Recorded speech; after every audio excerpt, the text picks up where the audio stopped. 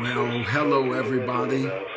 We're about to go live on Praise 106 Baltimore. I trust that everyone is safe and well. We'll be getting started in a few moments. This is our Spirit and Mind broadcast.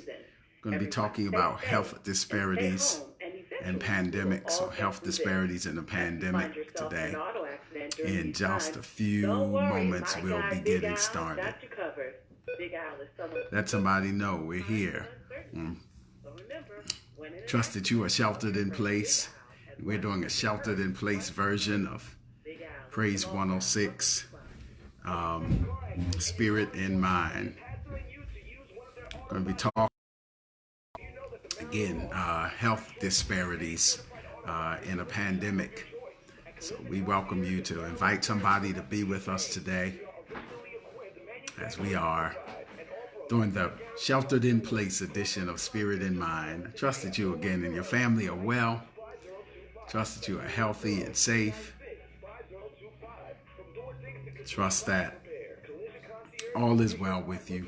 Again, we're praying for all of our medical professionals. We're praying for our frontline workers in hospitals and frontline workers and emergency response, fire department, police officers.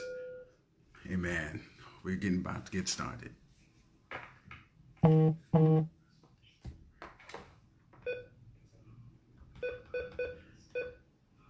morning, Praise 106.1, your name? Hello, Guy Robinson. Oh, yeah, thank you for calling. I'll put you on hold. The show will start momentarily. All right, we're about to get rolling. Dr. Shepard? Yes. Oh, hello. Good. Dr. Jonathan Shepard is with us today. Ready to go, Okay. All right. Dr. Daniels? Oh, yes. No, well, they're not on now, but they'll be on in about 20 seconds. Great. Okay. Thank you, sir. Wonderful. We'll be getting started in just a few. Great. How you doing, Bishop Daniels? Can you hear me? Yes, sir. Yes, sir. There he is. We can hear you. I'm doing a Facebook Live as well. So I just want them to know Dr. Kevin Daniels is with us and Dr. Jonathan Shepard. We are blessed, doubly blessed. Both of you are all right? Oh, I'm doing good, sir. Good.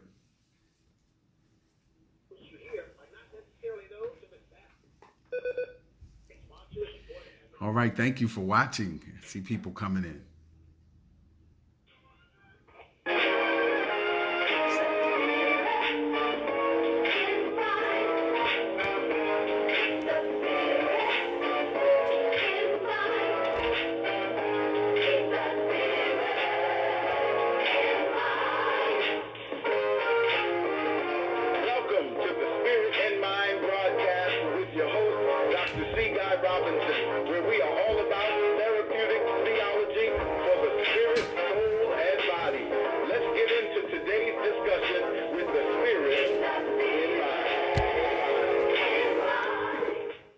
Well, great day and welcome to Spirit and Mind, where it is our ministry and mission to inform, empower, and encourage each other through the discussion of spiritual, psychological, and social issues in our postmodern world. This is Bishop Guy Robinson, along with psychiatrist and co-host Dr. Jonathan Shepard, thanking you for joining us today as we discuss pre-existing health disparities and the COVID-19 pandemic.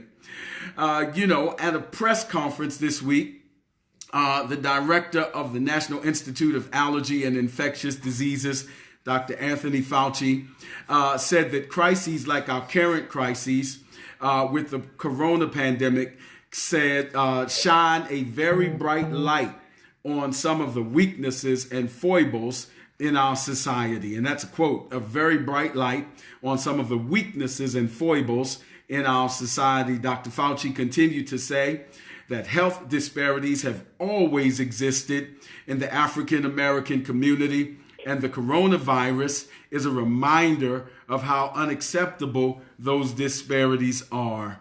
And so per Dr. Fauci, Dr. Burke, and others, the report is that pre-existing health issues like asthma, diabetes, hypertension, high blood pressure, and obesity result in a higher COVID-19 mortality rate within the African American community.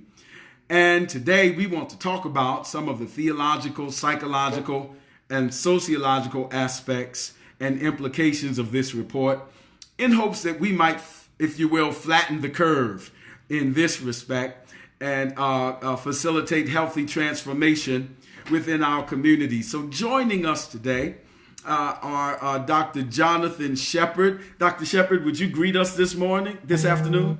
Good afternoon, everyone. Glad to be a part once again on this Spirit of Mind broadcast. Thank you, Dr. Shepherd. And Dr. Shepherd is our co-host here, and so he's no stranger to us on the Spirit of Mind broadcast. He's a certified psychiatrist, and we're grateful to have him with us. And we also have with us today a social work professor from the prestigious Morgan State University and Bishop of the Lord's Church, Dr. Kevin Daniels. Dr. Daniels, would you greet us this afternoon? Good afternoon, everybody. Excited to be here, particularly to talk about this particular subject. Just bring you greetings. Greetings, Dr. Daniels. We want to get into it. So listen, from a logical perspective, this report reminds me of what is called liberation theology. Liberation theology in general addresses God's concern for the socially marginalized and the disenfranchised and the systemically impoverished, and perhaps bring to what others would more specifically call Black liberation theology, which specifically addresses the historical and ongoing vestiges of conscious and unconscious racism in American society. And so this kind of got me on the train of thought that I'll just kick us off with, because it occurred to me that in the Eastern and African traditions, it has been noted that holistic health is a matter of both personal and social responsibility. And from this perspective, certainly there's theological support. I was thinking the other day, gentlemen, that in the scriptures, it can be argued that holiness is both a personal and societal goal. I'm reminded of the book of Revelation, where John saw what he described as the New Jerusalem, a cosmopolitan center, a holy city, which speaks of urban renewal and beloved community. And so we want to discuss both those aspects, the personal and social aspects of holiness or wholeness today. So Dr. Shepherd, thank you again for always being with us, but would you help us by addressing some of the psychological and personal responsibility mindsets of which we need to be aware? Absolutely. So as a people, and in particular, I'm going to just speak to minorities today, people of color, we have to be responsible for our own actions. And I'm sure that goes without being said. But we have to understand that the news that has come out this past week has really, as you have so put, Bishop Robinson, that Dr. Fauci has said that the disparities within our communities have been highlighted because of this pandemic. And many of us already knew that these disparities existed. It's just now when America gets a cold, Black people get pneumonia. As we put, or so eloquently state through the Black Mental Health Alliance, that when something happens in America as a whole, Black people, we seem to get it worse. And that's just because there's just so much disparities that occurs within our particular community. So, for instance, when we're talking about medical health care, many of us do not go to the doctor as we're supposed to for various reasons. A lot of mistrust. Number two, we don't see people who look like us. So when we go to the doctor, we would like to see somebody who actually understands what we're going through. And number three, then then once we get the information, we don't follow through on the information. So that goes back to the first statement I said, is that we have to own some responsibility to make sure that once we do receive the information and the instructions, that we actually follow through on it. But this is really concerning to me today, and has really given me a new charge and a new passion to really push forward to make sure that we close that gap in between our other counterparts of the majority race, to make sure that when things like this happen, that we're prepared and that we're going to listen and that we're going to do the thing. Because what happens right now is that blacks are not getting the disease faster than the other race. The problem is that once we get the virus or get the coronavirus, or once it hits our bodies, is that many of us are in chronic states of diseases that are much more advanced and much more serious. Mm-hmm. But when it hits us, because we have not already been taking care of ourselves, it literally wipes us out because we're already in a weakened state. And we have to understand that not just medically, financially, in other areas, we have been in a weakened state. And so this is our time right now to sound the alarm and actually hopefully do something about that. Wow, Dr. Shepherd, that's good. So what I hear you really, what I hear you describing is kind of a compounded trauma. Trauma on top of trauma. I like your analogy from the Black Mental Health Alliance. So let me make sure I have that right. When America catches a cold, the Black community catches pneumonia. Did I get that right? Yes. Wow. Because there were already pre-existing issues that exacerbate that issue. Wow, what insight. And to continue in this, I was thinking that's some personal responsibility things we could take. I hear you mentioning, I'm assuming that means regular doctor visits or anything else to that effect, Doctor? Yes. So, we really have to pay attention to what is being taught to us and what's being given as instructions. We as a people, and I do understand where some of the mistrust comes from, but we have to learn how to be able to obey and submit to those who have rule over us, to make sure that we're keeping ourselves safe and healthy. Now, people say, well, I don't know if they're trying to hurt me, or I don't know if they have my best interests at heart. And I'll just say this, there are probably some bad apples out there, but I'm telling you, most people, they do have your best interests at heart. And we want to understand that right now we have to make sure that we are following these guidelines, because our people are dying. And it's concerning to me that I'm hearing every week people who I know personally who are dying from the coronavirus in various cities, Chicago, Detroit, New York. People are reaching out to me because they have had multiple deaths. Mm-hmm. I know people where family members, fathers, sons, grandmothers, all within the same family, within 1 week's time, and this is not an exaggeration, have died. Wow. And now we have to make sure that we take this thing seriously, and that we are paying attention and following up, and listening to our doctors, listening to those who have hopefully our best interests at heart. Yes. Wow. You raised some things, and we'll come back to that in a moment, because I want, if you would, we want to return to that subject of a history of mistrust in secular authority and also societal authoritative institutions, a mistrust of institutions, somewhat going back to the vestiges of the inequities in our American history, and how that might be working to further complicate things today. I want to come back to that, because that is, if you will, pregnant with discussion. But Dr. Daniels, I want to talk a little bit about, if you could help us with the societal concerns, because we want to be clear that if I understood Dr. Fauci right, he said, there's an already existing history, which alludes to perhaps some systemic concerns, and then that is affecting, and it's in a relationship with personal responsibility. So going back to this idea of social work in the Afrocentric paradigm, where it is both a personal and societal call to responsibility. Could you help us to understand or address some of the societal aspects that create this disproportionate diathesis?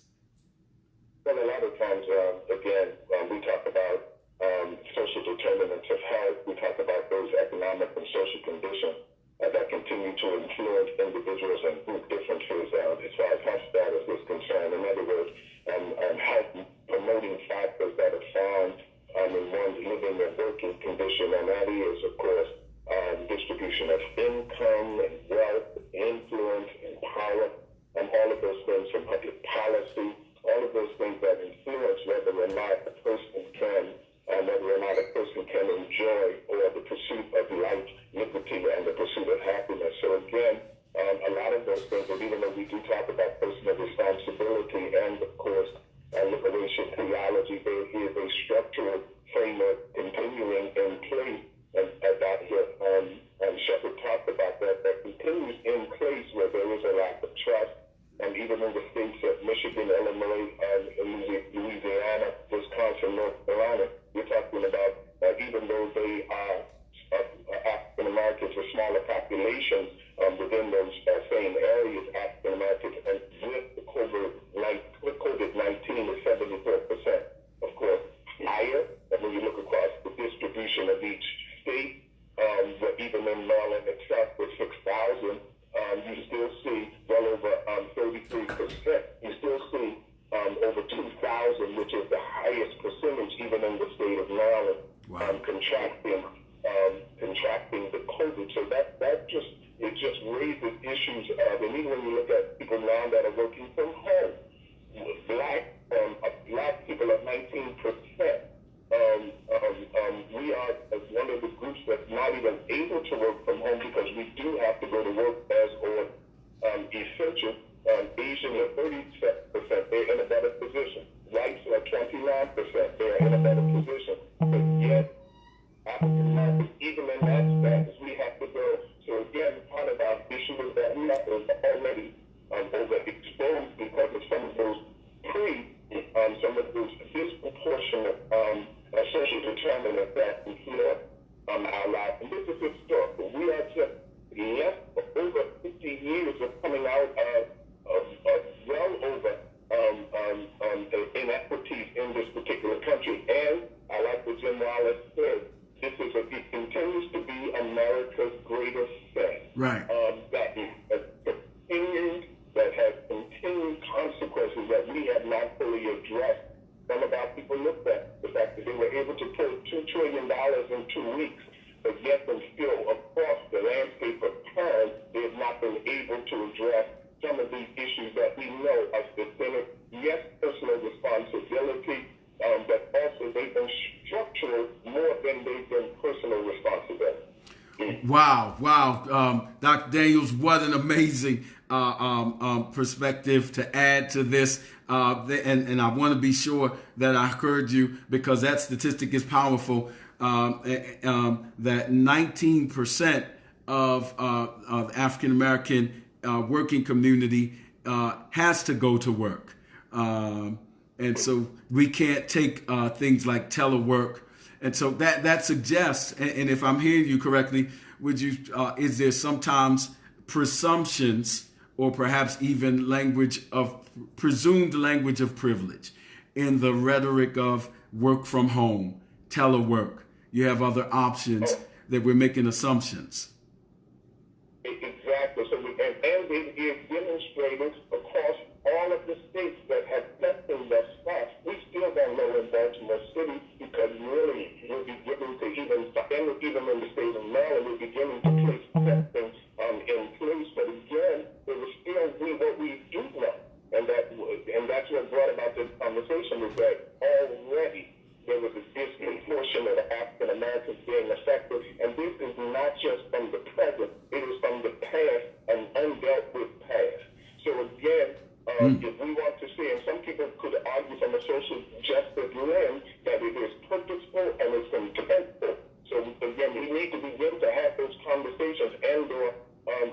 we need to put in place disaster recovery plans so that we are not surprised. One of the things that continue to challenge me is that even though we're doing wonderful with that it is still reactionary leadership. It is not proactive leadership in this country, whether on the state level or whether on the federal level and the local level. It is not proactive leadership. Wow. It is reactionary. And now all of a sudden you expect people that have been a part of a structural decline in not only this city with lead poisoning and all of that, you expect them to have the kind of wherewithal to adjust quickly. That's Wow. not possible, and it is not within the framework of sanity for you to expect that. Wow. Powerful, Dr. Daniels. And you raised the point. There is considerable data that shows that natural disasters, period, affect minority communities, that there's a socioeconomic connection to reactions and even services provided when natural disasters that affect minority communities differently. That's from Katrina and Ward 9 in New Orleans. That's to the Flint, Michigan water crises. And so there's a history that kind of goes into this systemic mistrust. And Dr. Shepard, that kind of gets into a group psyche, if you will, that perhaps this is a provocative question, but is there some sense of feeling of how much can we trust the abuser? If the abuse has been systemic, can the abuser be the healer? And to what degree, if so? That's a good one. I'm glad you leave it to me. that may be unanswerable, you know. Yes, sir. You know, you gave it to him first. And the Bible says all things are possible. All things are possible. Yeah. I'm just trying to apply, certainly, and both of you come from mental health professionals, so certainly you know that the therapist, once certain lines have been violated, it kind of creates a duality and a paradoxical relationship whereby the first do no harm principle that is so essential to the Hippocratic perspective of first doing no harm has already been transgressed. And then how do you deal with that, particularly when there is a dynamic and you would know this, there's a dynamic between the abuser and the abused, whereby it has been argued that the abuser sort of wants to kind of just move forward. And aren't we past that? Let's keep going. And then on the other hand, by definition, trauma and post-trauma is to some degree a fixation with the past. And so how do you navigate and find middle ground with those polarities? Jim Wallace, Dr. Daniels, you quoted him as saying that it's America's greatest sin, which equates it to the Adamic principle that, though we are being saved, there's still some sanctifying that needs to be done systemically. And so I raise that to say, what are some of the things we can do from this point forward? I guess in our last 8 minutes that remain, what are some things that we can do as the church? Because both of you are ministers of the gospel as well. And Dr. Daniels, you're a bishop of the Lord's Church. And so what are some things that we can do to flatten this curve, if you will? Well, again, I think that, it goes back to, you said it earlier, as far as the civic and the faith community is concerned, and it reflects, the moment reflects Leviticus, the book of Leviticus, where they were unclean and clean laws put in place. And I do think, as it relates to even some of the trauma, the historical pieces, where the abuser, can they be the healer? Some of the things that even we as churches and the civic community must be very clear of is some of the principles, the SAMHSA principles, even of trauma. We need to create safe places for our people to dwell. And safe places meaning where there's trustworthiness, there was peer support, there was collaboration, and mutuality, where there's empowerment. In other words, empowerment, we mean, do our members, do our community have voice? Do we give them voice, and do they listen? But then lastly, is there cultural and intergenerational and gender issues where they are allowed to be addressed and where they're not pushed to the bottom by our ability to quote scriptures so that we can avoid critical issues? Absolutely. That's powerful. Wow. Dr. Shepherd, you alluded to this historical mistrust and first in our conversation today. And if I hear you correctly, you're saying that given that is a reality with which we must live, but not in all cases, and specifically in this case, there's some things we can do concretely to help battle this pandemic, which includes listening to certain institutional advice. And what would that include, Dr. Shepherd? Yeah, absolutely. So I'm joining in agreement with what Bishop Daniels said. Advocacy is very important. We must be advocates for our own selves. We must make sure that the people who represent us, whether it be in the local, state, and federal governments, look and sound like us, to make sure that our issues are heard. One of the things we also have to do, we must increase our workforce population that looks like us. And that's in the healthcare arenas, that's in all arenas, truthfully. But one of the ways in which we can dispel and push out some of the distress is actually increase the workforce of the people who look like us. So we need to encourage our people to make sure that they go to school, make sure that we're helping them to finish school and to go as far as they can go, and help direct them in the path so they can be a help to our communities. We have a large group of people who they really don't know what to do with their lives. So we need to help to direct them. We need to, the church is an excellent place where the people can receive the inspiration, and not just receive the inspiration, they need the direction of how to be able to move forward, to do more that God has called for them to do. And so those are just some of the ways that we really need to help in dispelling that mistrust. Wow. Can I add real quick? Yes, sir. Real quick, just a minute here. I don't think that it's that churches and civic groups are not doing anything, but right now we are what we call single shooter.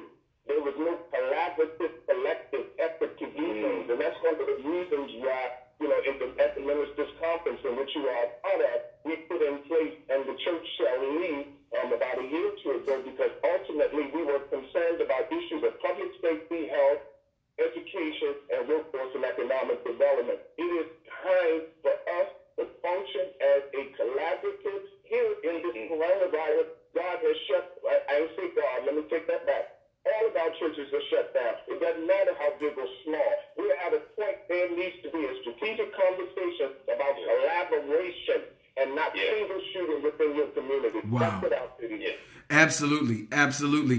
Collaboration is key, and that's part of it's part of our African culture. It's the Harambe for this crisis that is facing our community. And so, if you're watching, thank you for watching, and thank you for supporting us on Spirit in Mind. Thank you, Dr. Daniels. Thank you, Dr. Shepherd. Dr. Shepherd, how might people reach you? You can reach out to me, social media, jshep2471. That's my handle. You can also reach me through drjonathanshepherd.com. Those are the best ways to reach me. Amen. Dr. Daniels, and how might people, because you are also a bishop of the Lord's Church doing powerful work in the church, and how might people reach you? I'm on Facebook. That's really one of the things that I really enjoyed at this moment. It's Dr. Kevin Daniels on Facebook, but also I always tell people I have a little phone here where you can just text me if you have a question and you want to ask me, and that is, of course, 410-428-3557. Just text me. Text me is better. Well, yes, yeah. Amen. And of course, we welcome you to join us. I would love to stay connected with you at Bishop G. Robinson on Instagram. Facebook is Guy Robinson, but really CGR Ministries has more room. So if you would follow us and connect with us on CGR Ministries on Facebook, or meet me online at the TOTLC, the Tabernacle. 93% of churches that are closed in America physically during this pandemic in interest of public safety. 93% of churches in general in America and 82% of churches in the African American community are closed, according to data from several research agencies. And we're part of that. So we're not in the physical building, but the Tabernacle is alive and well at the TOTLC.org. Or follow us on YouTube. Come to church. Tomorrow's Resurrection Sunday. Tune in to the Tabernacle at the TOTLC.org or on Facebook or on YouTube, and help us celebrate the resurrection of our Lord. Thank you for watching Spirit and Mind.